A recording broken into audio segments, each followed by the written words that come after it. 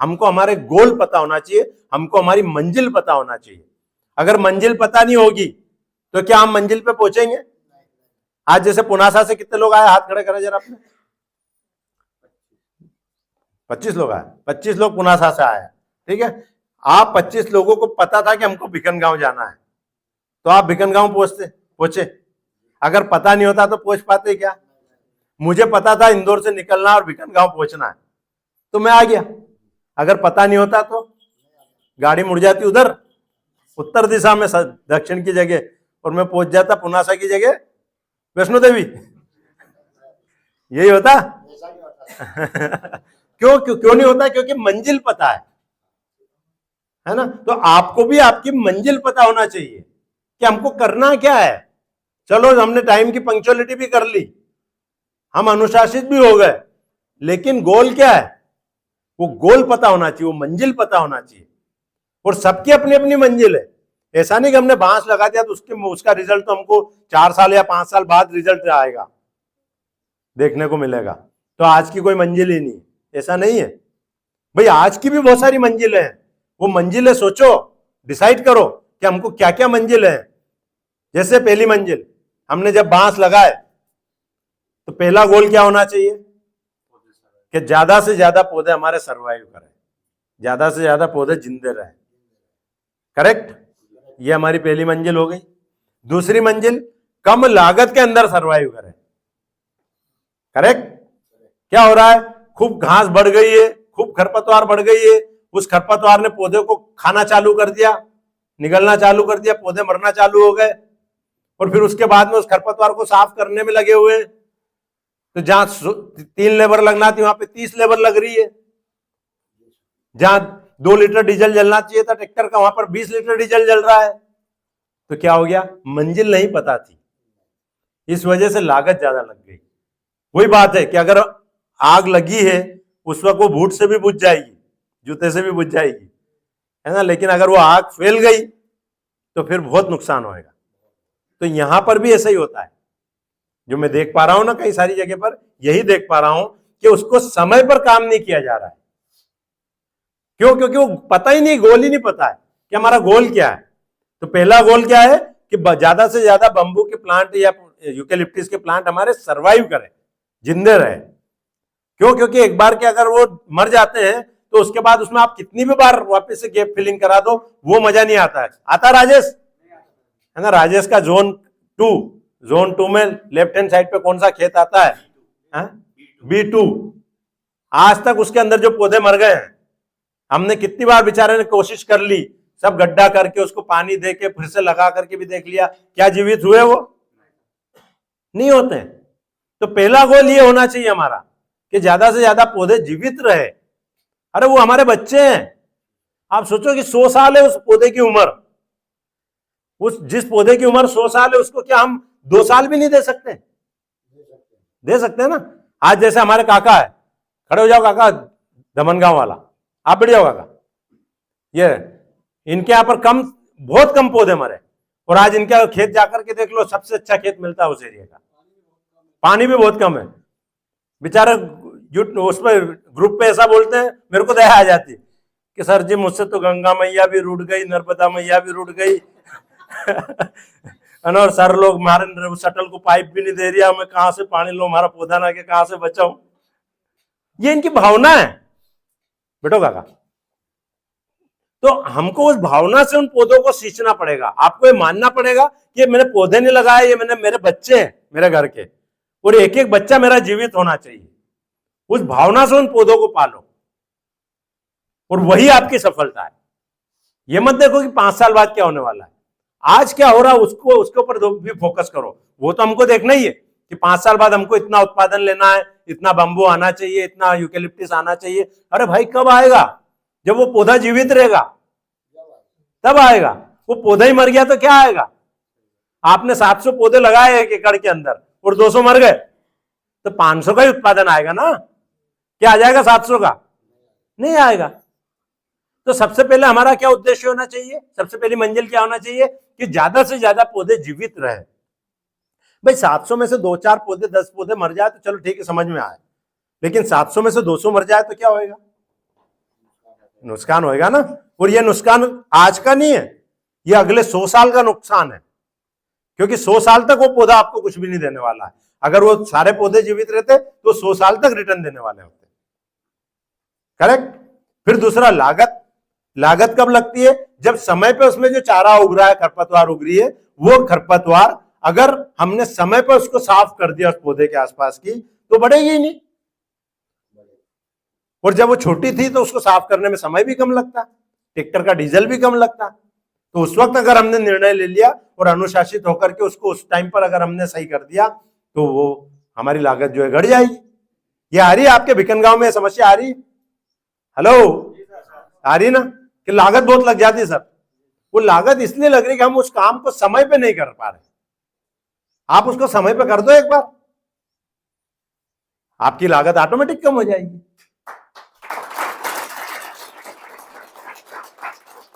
अब उसके लिए अगर आपके सर भी नहीं मान रहे तो भी इनसे झगड़ा करके करो समय पर।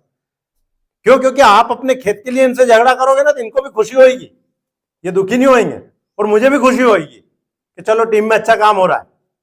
गोविंद भाई जब कंप्लेन लेके आते हैं यशवंत पवार जी की, तो मुझे खुशी होती है कि चलो टीम में अच्छा काम हो रहा है। क्यों? क्योंकि अच्छे के लिए कर रहे हो। तो अच्छे के लिए जब भी साफ नियत से काम करोगे तो हमेशा अच्छा ही होगा। हो सकता है उस टाइम किसी को बुरा लगे, लेकिन भविष्य उसका अच्छा होगा। तो इसलिए समय पर काम करो। फिर अगला क्या होगा? चलो हमने पौधे को जीवित भी रख लिया, हमने 2 साल तक उसमें खरपतवार भी नहीं उगने दी। उसमें समय समय पर पानी का भी बहुत बड़ा इंपॉर्टेंट है। जैसे अगर हमको पानी नहीं मिले तो क्या हम जीवित रहेंगे? क्या हम उतनी ऊर्जा के साथ में काम कर पाएंगे? नहीं कर पाएंगे। तो हमको भी पानी की जैसी जरूरत होती है, वैसे ही हमारी फसलों को भी तो पानी की जरूरत होती है। अब वो बेचारी प्यासे मर रही, बहुत दिन तक सूख गए, उसके पत्ते भी सूख गए, उसकी टहनियां भी सूखने लग गई, और फिर हमने उसको धीरे से थोड़ा सा पानी पिला दिया, तो क्या वो उसमें ग्रोथ आ पाएगी? नहीं आएगी। तो हमें क्या करना पड़ेगा? हमें समय पर उसको पानी भी देना पड़ेगा। तो पानी का भी इंपॉर्टेंस है। जब आपको उसको समय पे पानी दोगे ना, तो जहां आपको 20 लीटर पानी लगने वाला है ना, वहां 2 लीटर पानी में काम हो जाएगा। और जब बहुत सूख जाएगा, जब पूरा कड़क हो जाएगी जमीन, दरारें पड़ने लग जाएगी, पौधा पानी मांगने लग जाएगा, और उस वक्त आपने उसको 2 लीटर की जगह 20 लीटर भी दे दोगे ना, तो उसका कुछ भी नहीं होने वाला है। ये हुआ सीताराम अपने लालखार के अंदर। क्यों? क्योंकि वहां पे पानी की दिक्कत थी। मैं यहां पर देख पा रहा हूं कि जब पानी की दिक्कत नहीं होती तो भी हम पानी नहीं दे पाते, और जब दिक्कत होती तब तो दे ही नहीं पाते। तो समय पर उसको पानी दे दो। तो हमारा वाटर मैनेजमेंट इतना प्यारा होना चाहिए कि यार हमको पता होना चाहिए कि मेरे को किस पौधे को किस साइकिल में पानी देना, कितने दिन में पानी देना। और सिंपल सा है, पौधा कभी पानी नहीं पीता मित्र। आपको बता दूं, ये आपको जान के हैरानी होगी कि पौधे को कभी पानी चाहिए ही नहीं होता। पौधे को केवल नमी चाहिए होती है, पौधे को केवल वापसा चाहिए होती है। जब जमीन के अंदर नरम होती है ना, जमीन भुरभुरी जो जमीन होती है, उसमें पौधा अच्छे से खाना बना पाता है, उसकी जड़ें जो है अच्छे से भोजन उठा पाती है, और वहीं से उसको नमी भी मिल जाती है, और वहीं से उसको पानी की पूर्ति हो जाती है। तो हमको कोई पौधे को बहुत ज्यादा पानी थोड़ी देना पड़ता है। आप बस चेक कर लो, खुद ही चेक कर लो, वहां पर खोद करके देख लो कि वो जो मिट्टी है वो आसानी से हाथ से खुद रही कि नहीं खुद रही। उसके अंदर ऐसा लड्डू बना के देख लिया कि लड्डू बन रहा कि बिखर रहा। अगर लड्डू बन रहा है, इसका मतलब है कि नमी बनी हुई है। उसी नमी के अंदर थोड़ी सी और नमी दे दोगे तो नमी बरकरार रह जाएगी। और नमी ना उड़े उसके लिए चाहो तो आसपास के खरपतवार निकाल करके उस पौधे के किनारे पे डाल दो, तो नमी भाप बन के उड़ेगी भी नहीं। होता है ऐसा, जब हम खरपतवार की ढेरी उठाते हैं तो उसके नीचे नमी मिलती है हमको। तो खरपतवार में भी ये ताकत होती है, जो सूखी खरपतवार होती है ना, उसमें भी ये ताकत होती है कि वायुमंडल से नमी को सोखती है और जमीन को प्रदान करती है। तो केवल आपकी जो नमी है वो उड़ने से तो बच रही है, साथ ही साथ वो वायुमंडल से और नमी दे रहा पौधे को। तो इसीलिए मैं जो ग्रुप पे बोलते रहता हूँ ना कि इसको खरपतवार को बिछा देना पौधे के आसपास, बोलता हूँ नहीं बोलता हूँ, है ना, आच्छादन कर देना। वो इसीलिए बोलता हूँ कि वो आच्छादन जो है वायुमंडल से नमी को लेकर के और हमारे पौधे को सप्लाई दे देता है, या वहां पे और नमी बरकरार रख देता है। ये दूसरा फायदा हो गया। और तीसरा फायदा क्या है? कार्बन। वो जो खरपतवार है कहीं ना कहीं डिकम्पोज होकर के कार्बन में क्रिएट होएगा। चौथा फायदा क्या है? सूक्ष्म जीवाणुओं के लिए कॉलोनी बन जाएगी वहां पर। क्योंकि घर में सब रहना पसंद करते हैं। अभी अपने को बहुत अच्छा लग रहा है, छांव है, पर्दे लगे हुए हैं, इतना अच्छा स्टेज बना हुआ है, तो बहुत अच्छा लग रहा है। अभी यही मीटिंग अगर हम धूप में बैठा के करते तो क्या अच्छा लगता? 1 घंटे में हमको धूप में बैठने से इरिटेशन होता है, अंदर से बुरा लगता है।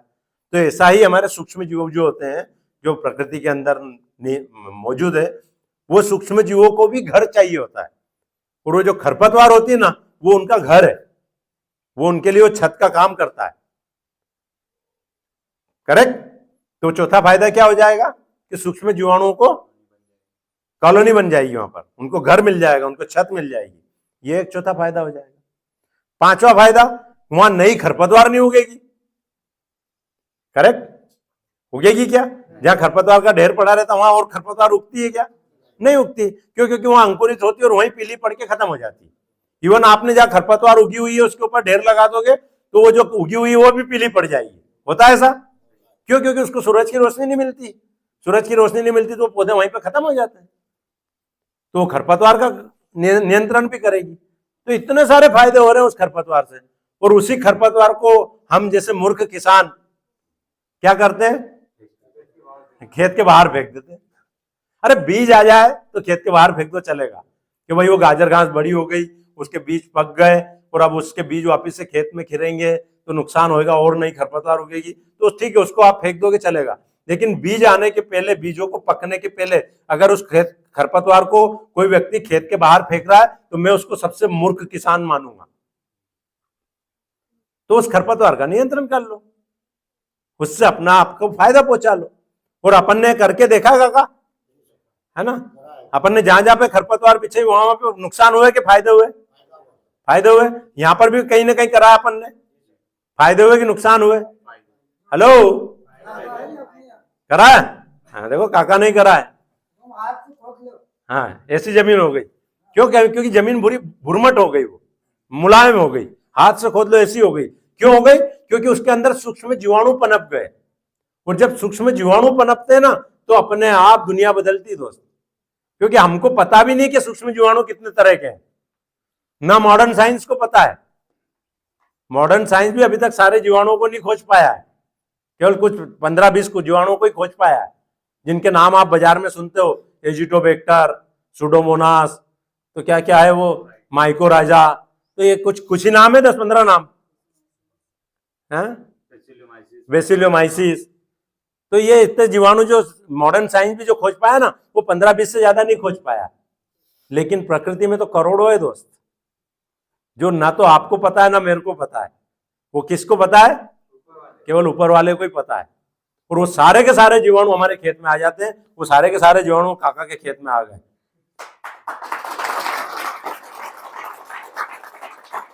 इस साल थे केचुआ काका? भी केचुआ था खेत में? हाँ, जहां इनके खेत में हाथ डालो वहां केचुए निकल रहे थे। बरसात के अंदर में आकर के देखा था, मेरे पास उसका वीडियो और फोटो भी है। हाँ, इतने इतने सब आ जाते, अपने आप आ रहे हैं। क्या डालिया आपने काका? कहीं से बाजार से लेके डालिया कहीं आपने केचुआ?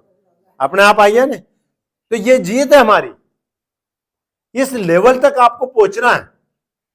और जिस दिन हम लोग हमारे खेतों को इस लेवल तक पहुंचा दिया ना, उस दिन अपने आप फसल आएगी। ठीक है? तो ये हमारा अगला गोल हो गया। उसके बाद में क्या गोल होना चाहिए हमारे, जैसे बांस और यूकेलिप्टिस में, कि बांस और पौधे तो जीवित हो गए, अब ये है कि उसमें नंबर ऑफ शूट कितने आ रहे हैं। भाई 5 साल तक मंजिल का इंतजार करेंगे क्या? बीच बीच में स्टेशन भी तो आएंगे ना। आज वैष्णो देवी जाएंगे तो उज्जैन भी आएगा, नागदा भी आएगा, कोटा भी आएगा, सवाई माधोपुर भी आएगा, है ना, गोकुल मथुरा भी आएगा। सब आएंगे कि नहीं आएंगे? कि केवल वैष्णो देवी आ जाएगी सीधे? चिलगाड़ी से उड़ के जाएंगे तो आएगी वैष्णो देवी।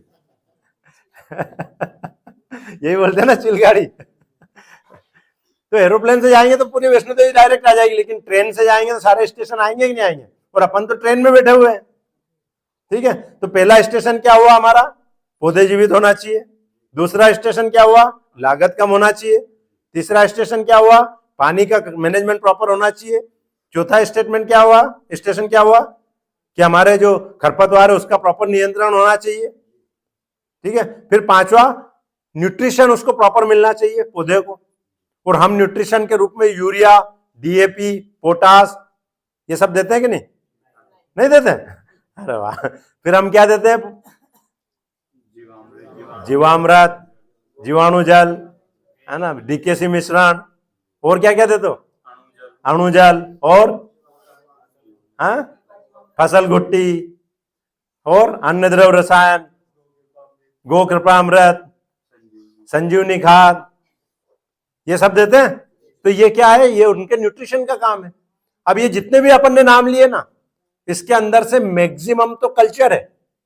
जैसे जीवाणु जल, जीवाणु जल में क्या है? जीव है, बहुत सारे जीव है जिनको हम खेतों में डाल रहे हैं, जिनको हम सालों पहले हमारे कई सारे किसान भाइयों ने, जिनसे हमने जमीनें खरीदी है, उनने यूरिया और डीएपी और ये सब डाल डाल करके जिनको मार दिया है, उनको हमको खेत में वापस से डालना पड़ रहा है। तो जीवाणु जल में वो है, जीवामृत में वो है, गो कृपामृत में वो है, संजीवनी खाद में वो है, डीकेसी मिश्रण में वो है। ये सब क्या है? ये जीव है। ये सारे जीव तो हमारे खेतों में पहले थे, काका के और इनके पिताजी उनके जमाने में, लेकिन ये जो रासायनिक खेती का चलन आया उसकी वजह से मर गए। ठीक है ना? अब हमको वापस से डालना पड़ रहा है। अब न्यूट्रिशन के नाम पे हम क्या डाल रहे हैं? खेतों में जो न्यूट्रिशन के नाम पे क्या डाल रहे हैं? अणुजल डाल रहे हैं, और फसल गुट्टी डाल रहे हैं, और छाछ द्रव रसायन डाल रहे हैं, और अन्य द्रव रसायन डाल रहे हैं, और सडरस डाल रहे हैं, और कंपोस्ट खाद डाल रहे हैं। ये सब क्या है? ये न्यूट्रिशन है। मतलब पौधे को क्या चाहिए? अणु चाहिए और जीवाणु चाहिए, और तीसरी चीज चाहिए ऊर्जा। ठीक है? तो अणु किससे दे रहे हैं हम? कंपोस्ट खाद, या फिर वो जो पेड़ों की पत्तियां गिर रही है, जैसे आपके बंबू के खेत में जाते हैं तो ढेर सारी पत्तियां मिलती, नीचे मिलती कि नहीं मिलती है ना? वो पत्तियां हमारे पौधे के लिए खाद है, वो उसके लिए न्यूट्रिशन है। हमारे यूकेलिप्टस में भी ढेर सारी पत्तियां गिरती है। नीलगिरी में गिरे नहीं काका, है ना? ढेर सारी पत्ती मिल जाए, उसकी टहनी ना भी गिरे, उसकी पत्ती ना भी गिरे। ठीक है? हम जो वहां खरपतवार उखाड़ उखाड़ के वापस से बिछा रहे हैं, वो भी क्या है? वो भी खाद है। ये सब डिकम्पोज होता है, और डिकम्पोज होने के बाद में इसमें से अणु निकलता है और पौधे को मिलता है। और ये सब निकाल करके देने का काम कौन करता है?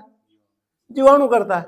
ये इतना सा तो साइंस है, खेती में कहां बड़ा साइंस है। लेकिन जितने भी बड़े बड़े एग्रीकल्चर कॉलेज बने ना पिछले 70 साल 100 साल के अंदर, इन सारे एग्रीकल्चर कॉलेजों ने केवल और केवल क्या सिखाया है? नहीं, नौकर बनाना। ये जितने भी एग्रीकल्चर कॉलेज है, सब ने केवल नौकर बनाना सिखाया है। किसान बनाना किसी एग्रीकल्चर कॉलेज ने नहीं सिखाया। आज हमारी मैडम है, खड़े हो जाइए मैडम, ये मैडम एमएससी करी हुई है एग्रीकल्चर से, बहुत बड़ी पोस्ट होती है, बहुत बड़ी पढ़ाई होती है। तो बीएससी पहले 12 तक पढ़ना पड़ता है, फिर बीएससी करना पड़ती है, और फिर एमएससी करना पड़ती है। ये एमएससी करने तक भी क्या मैडम आपको ये साइंस पता था? इनको यही पता था कि पोटास कैसे दिया जाए, है ना, डीएपी कैसे दिया जाए, डीएपी में कौन कौन से तत्व होते हैं, ये सब पता है ना?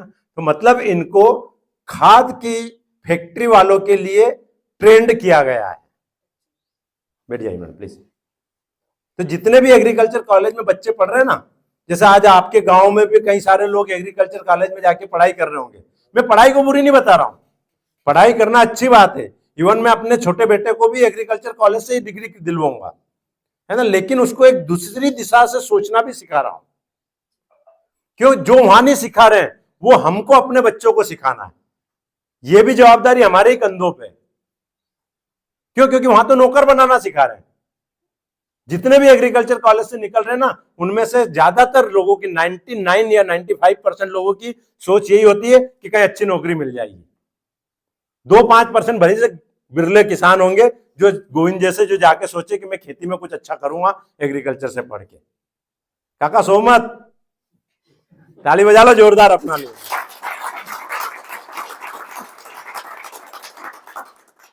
तो हमारा एजुकेशन सिस्टम ही ऐसा बना हुआ है कि एजुकेशन सिस्टम से केवल नौकर और नौकर और नौकर निकल रहे हैं। मतलब इधर से आदमी डालो, इधर से बच्चा डालो, 15 साल 20 साल के अंदर पढ़ के उधर से अच्छा नौकर निकल जाएगा। ये बुरा मानने की बात नहीं है ना। मैंने भी एजुकेशन किया, मैंने भी एमकॉम किया, मैंने भी पढ़ा है, वहां सिखाया ही ये जाता है कि अच्छी नौकरी कैसे मिले। ठीक है, फिर क्या होता है, उन नौकरों को अच्छा अच्छा पैकेज मिल जाते हैं, किसी को ₹1,00,000 का पैकेज, किसी को ₹5,00,000 का पैकेज, किसी को ₹10,00,000 का पैकेज, किसी को 50,00,000 का पैकेज। ठीक है, वो 50,00,000 का पैकेज देख करके लोग और अट्रैक्ट होते हैं। फिर जो हम जैसे किसानों के जो बच्चे हैं वो भी अट्रैक्ट होते हैं, वो भी प्रभावित होते हैं, और वाह यार जिंदगी तो इनकी है। हाँ, 50 लाख कमाई रिया, अच्छी बड़ी सी गाड़ी में बैठी रिया, अच्छा शहर का अंदर इनको घर है, अच्छा एसी लगा हुआ है। अरे भाई उनके आंसू पूछने वाला कोई नहीं है। जाके उस 50 लाख वाले से मिलो तो सही। मैं मिलता हूं, उन लोगों के बीच में बैठता हूं जिनके 1-1 करोड़ 2-2 करोड़ रुपए महीने के पैकेज है, महीने का बोल रहा हूं, 1-1 2-2 करोड़ रुपए महीने की तनख्वाह मिलती है उनको। ऐसे लोगों के बीच में भी उठता बैठता हूं, और मेरे को उनका दर्द पता है अंदर का। जब वो हमारे साथ बैठते हैं ना तो अंदर से वो उनका दिल रोता है, कह रहे यार हम तो मशीन बने हुए हैं, कुछ नहीं है। सुबह उठने से हमारा बटन चालू कर दिया जाता है, हमको उठना है, हाँ जल्दी जल्दी मंजन करना है, जल्दी जल्दी नहाना है और ऑफिस पहुंचना है, दिन भर ऑफिस में मगजमारी करना है, बहुत सारा स्ट्रेस लेना है, और रात को घर आना है और फिर सो जाना है। फिर दूसरे दिन उठना, फिर यही करना है, फिर तीसरे दिन उठना, फिर यही करना है। फिर आता सैटरडे और संडे, फिर उस दिन थोड़ा सा हमको शांति मिलती है। और जो बाहर जो लोग हैं ना, यूएस में और यूरोप में और उधर जो जॉब कर रहे हैं, वो बोलते हैं सैटरडे संडे को फिर हम क्या करते हैं पता है, जो पूरे 6 दिन में घर में गंदगी हो गई, किराना खत्म हो गया, बर्तन ढेर सारे पड़े हैं, कपड़े बहुत सारे पड़े हैं, तो सैटरडे को तो वो धोते हैं, है ना। और फिर संडे को क्या करते साहब, तो फिर संडे को थोड़ा सा रिलैक्स कर लेते हैं। तो मतलब क्या हो रहा है, महीने में कितने दिन जी रहे हो, केवल 4 दिन, और उसमें से भी कभी कभी उनको काम दे दिया जाता है वर्क फ्रॉम होम, कि ये काम अपने घर से कर लेना। तो मशीन है वो, अरे काय का जीवन उनका। और वही जीवन जीने के लिए हमारा एजुकेशन सिस्टम हमको ट्रेंड कर रहा है। पहले किसी किसान को अपने बच्चे को खेती किसानी सिखाना नहीं पड़ती थी, किसी एग्रीकल्चर कॉलेज में नहीं भेजना पड़ता था, तो खेती किसानी बहुत अच्छी हो रही थी। क्यों? क्योंकि वो विरासत में मिलती जा रही थी। बच्चा अपने पिताजी के साथ में खेत पे जाता था, उनको हल चलाते देखता था, उनको निंदाई करते देखता था, उनको बोनी करते देखता था, उनको पानी देते हुए देखता था, और खुद सीख जाता था। होता था ऐसा? ऐसे ही हम लोगों ने भी सीखा है। तो फिर उसके लिए शिक्षा की जरूरत कहां है, उसके लिए कॉलेज की जरूरत कहां है? और कॉलेज ने तो क्या करा, आकर के बंटा डाल कर दिया देश का। आज यही कारण हो रहा है कि गांव के बच्चे सारे पढ़ पढ़ के शहरों में शिफ्ट हो रहे हैं, और गांव में बेचारे बुजुर्ग माँ बाप रह जाते हैं, जिनकी ना तो कोई आंसू पोंछने वाला है, ना कोई नाक पोंछने वाला है, और ना कोई दुख दर्द बांटने वाला है। तो ये कब तक चलता रहेगा? ये किसी न किसी को इसके लिए प्रयास करना पड़ेगा, और वो प्रयास करने का मौका ऊपर वाले ने किसको दिया है? वो अपन लोगों को दिया है।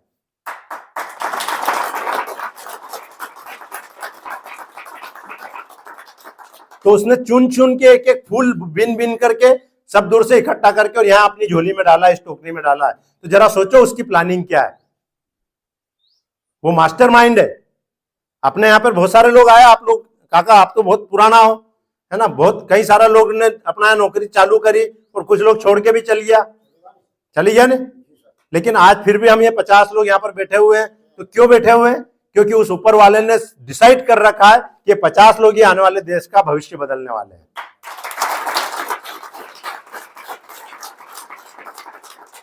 तो हम कोई छोटा मोटा काम नहीं कर रहे दोस्त, हम बहुत बड़ा काम कर रहे हैं।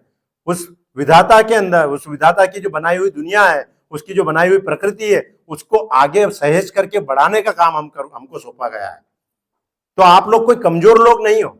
अरे अभी मैंने कल परसों की बात बताऊं, मैंने अपने दोस्त को बोला कि उनने बोला यार अपन को 28 तारीख को पार्टी रखना है। तो मैंने कहा यार भाई मेरे को तो 28 तारीख को भटकनगांव जाना है। तो बोले क्या है वहाँ? तो मैंने कहा वो मेरे टीम का एक ट्रेनिंग मीटिंग है। तो बोले ट्रेनिंग मीटिंग? बोले ट्रेनिंग मीटिंग कॉर्पोरेट हॉल में सुना है, ये गांव के गंवारों को ट्रेनिंग मीटिंग कौन देता है?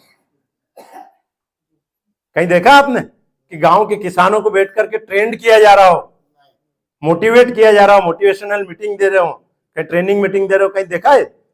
कहां पर गांव के किसानों को बैठा करके समझाया जाता है? कोई खाद की दुकान कंपनी वाला स्टेज पर होता है, कोई बीज का कंपनी वाला स्टेज पर होता है, और वो किसानों को इकट्ठा करके अपना बीज बेचने के लिए, अपना खाद बेचने के लिए मीटिंग लेता है।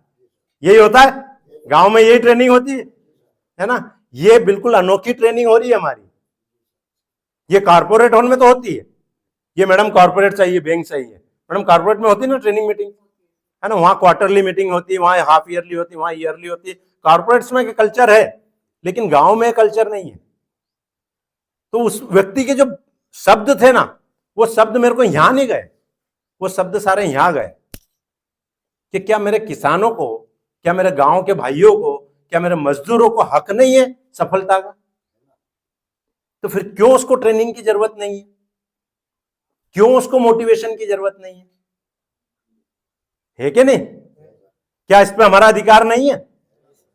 लेकिन सोच ऐसी बना ली गई है कि अरे यार गांव वालों को क्या ट्रेनिंग देंगे, है ना। खेती किसानी मतलब क्या क्या क्या दशा दिखाई जाती है कि एक फटाल किसान होता है ना, जिसके धोती फटी हुई है, कमीज फटी हुई है, यहाँ गमछा बांध रखा है, और ऐसी ऐसी इमेज बना दी गई है किसानों की। अब ऐसी इमेज देख करके कोई पढ़ा लिखा व्यक्ति खेती किसानी करने आएगा क्या? कोई भी व्यक्ति अपनी बेटी को ऐसे घर में देगा क्या? क्यों? क्योंकि इमेज ही वो बना दी गई है। जबकि किसान से ज्यादा समृद्ध आदमी पूरे हिंदुस्तान तो छोड़िए पूरी दुनिया में नहीं है। आज अमेरिका क्या कर रहा है? आज अमेरिका हिंदुस्तान का किसान बनने के लिए मोदी जी के ऊपर दबाव बना रहा है। आप लोगों को पता है अमेरिका क्या कर रहा है? अमेरिका अपना एग्री प्रोडक्ट्स और अपना डेयरी प्रोडक्ट हिंदुस्तान के अंदर फ्लोट करना चाहता है, मतलब बेचना चाहता है। वो हम सब की रोजी रोटी छीनने की कोशिश कर रहा है। तो सोचो, अमेरिका का सपना है कि वो हिंदुस्तान का किसान बन जाए। कैसे किसान बनेगा वो? उसकी ये मंशा है कि आज मैं यहां पर प्रोडक्ट भेजूं और कम रेट पर डंपिंग पॉलिसी के तहत वो प्रोडक्ट भेजेगा। जैसे हमारे दूध को उत्पादन करने में हमको कहीं भी 70 रुपए 80 रुपए की लागत आ जाती है, ठीक है, वो यहां पर दूध भेज देगा 20 रुपए लीटर में, 15 रुपए लीटर में। तो आज कोई दूसरा व्यक्ति को दो ऑप्शन मिले कि एक तरफ 15 रुपए लीटर का दूध और एक तरफ 100 रुपए लीटर का दूध, तो कौन सा खरीदेगा? 15 वाला। तो धीरे धीरे लोग क्या करेंगे, उसका दूध खरीदना चालू कर देंगे 15 रुपए लीटर में, 20 रुपए लीटर में। किसान बेच नहीं पाएगा 15 रुपए 20 रुपए में, क्योंकि उसकी तो बेचारे की लागत ही 50 रुपए 60 रुपए आ रही है, राइट। तो धीरे धीरे किसान क्या करेगा? गाय रखना बंद कर देगा, भैंसे रखना बंद कर देगा, दूध उत्पादन करना बंद कर देगा। ऐसा ही वो गेहूं के साथ करेगा कि आज हमको गेहूं की लागत आ जाती 2000-3000 रुपए कुंटल पैदा करने में, ठीक है, और वो फेंक देगा यहां पर आकर के 1000 रुपए कुंटल और 1500 रुपए कुंटल में गेहूं। तो लोग क्या करेंगे? 1500 रुपए कुंटल वाला गेहूं खरीद लेंगे। फिर हमारा गेहूं कौन क्या खरीदेगा? तो फिर क्या करेगा किसान? खेती करना बंद कर देगा, ऐसे ही फ्रूट उगाना बंद कर देगा, ऐसे ही सब्जी उगाना बंद कर देगा, और सब क्या बन जाएंगे? उस अमेरिकन कंपनी के नौकर बन जाएंगे। सब नौकरी करेंगे वहां पर, खेती किसानी छोड़ देंगे सब लोग। और उसके बाद क्या होगा? उसके बाद वो अपने दूध को चाहे 500 रुपए लीटर में भी बेचेगा तो हमको खरीदना पड़ेगा, क्योंकि हमारे बच्चे बिलबिलाएंगे दूध पीने के लिए। हमारे बच्चों को खाना चाहिए रहेगा, हमको खाना चाहिए रहेगा, हम उसके ऊपर पूरी तरह से निर्भर हो जाएंगे, उसके ऊपर आश्रित हो जाएंगे।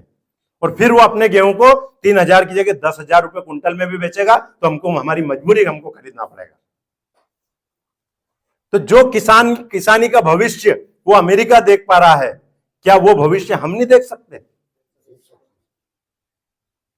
तो हमें इसके लिए प्रयास करना पड़ेगा। अकेले मोदी जी इसके लिए कुछ नहीं कर पाएंगे। आज बेचारे लगे हुए हैं मोदी जी कि उनकी वो मंशा पूरी ना हो, और इसी वजह से वो, आप लोग पेपर में पढ़ते होंगे ना कि उसने इतना टैरिफ लगा दिया, 50% टैरिफ कर दिया, 100% टैरिफ कर दिया, 70% टैरिफ कर दिया। ये सब क्या है? ये सब हमारे ऊपर दबाव बनाने के लिए वो कर रहा है ये सब। तो खेती का इतना बड़ा भविष्य है। आप सोचो कि अभी जो एआई की दुनिया चल रही है, अभी सब समझते होंगे, थोड़ा बहुत तो एआई समझने लग गए होंगे, है ना। एआई की जो दुनिया चल रही है उसके अंदर क्या होने वाला है? अभी जो स्पेशलिस्ट जो बोल रहे हैं, जो एक्सपर्ट लोग बोल रहे हैं, वो क्या बोल रहे हैं कि अभी एआई जो है बहुत सारे लोगों की नौकरियां खा जाएगा, रोबोट काम करेंगे, और बड़े शहरों में होने लग गया है। रोबोट से डिलीवरियां हो रही है ड्रोन के थ्रू, है ना। रोबोट से रेस्टोरेंट उनके अंदर खाना परोसा जा रहा है, रोबोट से खाना बनाया भी जाएगा, रोबोट से ऑपरेशन भी किए जाएंगे हॉस्पिटल के अंदर, रोबोट से सब काम होने लग जाएंगे। कोई माइका लाल ऐसा रोबोट नहीं बना पाएगा कि जो खेती कर सके।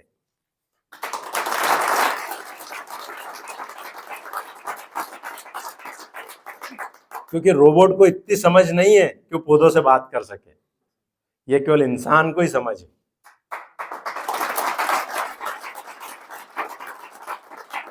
तो जरा सोचो कि हमारी आने वाली पीढ़ी के लिए एक भविष्य कितना उज्जवल भविष्य है। हम पूरे वर्ल्ड को खाना देने वाले हैं। पूरा वर्ल्ड जो डिपेंड होने वाला है ना, वो हम हिंदुस्तान के ऊपर डिपेंड होने वाला है। लेकिन कब? जब हम जागेंगे, हमारे किसान भाई जागेंगे, वो प्राकृतिक खेती को अपनाएंगे। क्योंकि प्राकृतिक खेती से ही खेती संभव है, रासायनिक खेती से खेती संभव नहीं है। रासायनिक खेती में हमने 70 साल करके देख लिया, यूरिया डाल के देख लिया, डीएपी डाल के देख लिया, पोटाश डाल के देख लिया, जिंक डाल के देख लिया, मैग्नीशियम डाल के देख लिया, माइक्रोन्यूट्रिएंट डाल के देख लिए, कीटनाशक स्प्रे करके देख ली, विडिसाइड स्प्रे करके देख ली, फंगिसाइड स्प्रे करके देख ली, सब करके देख लिया। क्या हो रहा है? दिन पे दिन लागत बढ़ती जा रही है, उत्पादन घटते जा रहा है। घट रहा है कि नहीं घट रहा?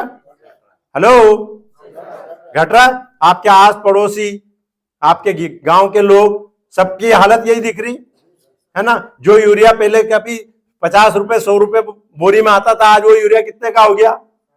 350 रुपए का हो गया। क्या हमारे गेहूं के भाव इतने बढ़े? क्या हमारी सोयाबीन के भाव इतने बढ़े? सोयाबीन 10 साल पहले भी 4000 रुपए कुंटल बिक रही थी और आज भी 4000 रुपए कुंटल ही बिक रही है, 5000 रुपए कुंटल ही बिक रही है। लेकिन खाद के भाव 3-3 गुना हो गए पिछले 10 सालों के अंदर। और केवल भाव नहीं बढ़ रहे हैं, हमको क्वांटिटी भी बढ़ाना पड़ रही है। पहले आधी बोरी यूरिया के अंदर गेहूं पक जाते थे, पकता था काका, आज 3-3 बोरी 1 एकड़ में डालना पड़ रही है। कई लोग तो 3.5 और 4 पे भी आ गए, हरदा साइड में शायद। तो क्या हो रहा है? लागत बढ़ रही है, खाद के दाम बढ़ रहे हैं, ट्रैक्टर का डीजल बढ़ रहा है, ट्रैक्टर के हॉर्स पावर बढ़ाने पड़ रहे हैं, मशीनों का भाव बढ़ रहा है, सब चीज बढ़ रही है। केवल नहीं बढ़ रही है तो किसान की आमदनी, जबकि और किसान की आमदनी घट रही है। तो ये रासायनिक का मायाजाल है। हमको इस रासायनिक के मायाजाल से बाहर आना है, और ये हमने पिछले 2 साल के अंदर प्रूव कर दिया है। धन्यवाद हमारे गुरुजी श्री ताराचंद बेल जी सर को, सचान सर को, है ना, हमारे जो डीकेसी सर है उनको, हमारे जो गोपाल सुतारिया जी उनको, आकाश चौरसिया जी उनको, सब लोगों को बहुत बहुत धन्यवाद कि इन लोगों ने हमको इतना अच्छा ज्ञान दिया और हमको प्राकृतिक खेती करना सिखाया।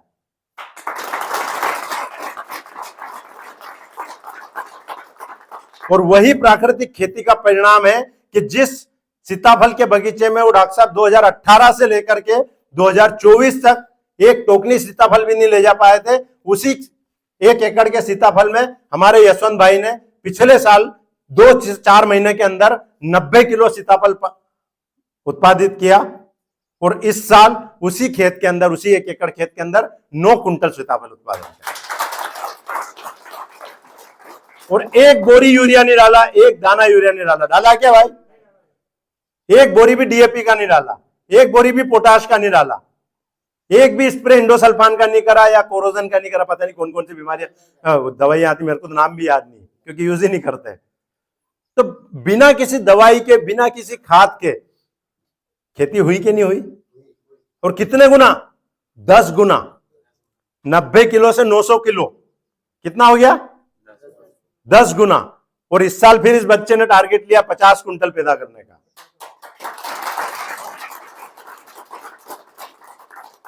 होगा भाई? हाँ, तेरे ब्याह पे मैं बोल रहा हूं स्टेज पे, बात खराब मत कर देना। हालांकि नहीं करी, पिछले साल मैंने 10 कुंटल बोला था, इसने 9 कुंटल लाके दे दिया। 1 आध कुंटल खराब भी हुआ है ना, हम उसको गिन ही नहीं रहे, जो बेचा वही गिन रहे हम तो, 9 कुंटल। ठीक है। और मेरे को पूरा भरोसा है कि अगले साल इसके खेत में 50 कुंटल सीताफल निकलेगा और बिना किसी लागत के निकलेगा। इस साल तो चलो ठीक है, हमने 10 कुंटल वहां पर 10 ट्रॉली वो कंपोस्ट खाद भी डाला, ठीक है, कुछ जीवाणु भी डाले भर भर के, तब जाकर के ये उत्पादन निकला है। अब इसको अपना कंपोस्ट खाद की क्वांटिटी घटाना पड़ेगी, अब बढ़ाना नहीं पड़ेगी। इस साल इसको केवल उस सीताफल के खेत में 2 ट्राली कंपोस्ट खाद डालना है। कितना? तो पिछले साल कितना डाला था? 10 ट्राली। कितना? 10 ही डाला था ना, 10 ट्राली। इस साल कितना डालेंगे? 2 ट्राली। और देखना 2 ट्राली के अंदर उत्पादन बढ़ेगा। लेकिन रासायनिक में ऐसा नहीं होता है। रासायनिक में जितना यूरिया डालोगा उतनी पैदावार बढ़ेगी, जहां यूरिया कम करा कि पैदावार घटी। लेकिन हमारी प्राकृतिक दुनिया में ऐसा नहीं होता है। तो यह प्राकृतिक खेती से ही संभव हो पाएगा।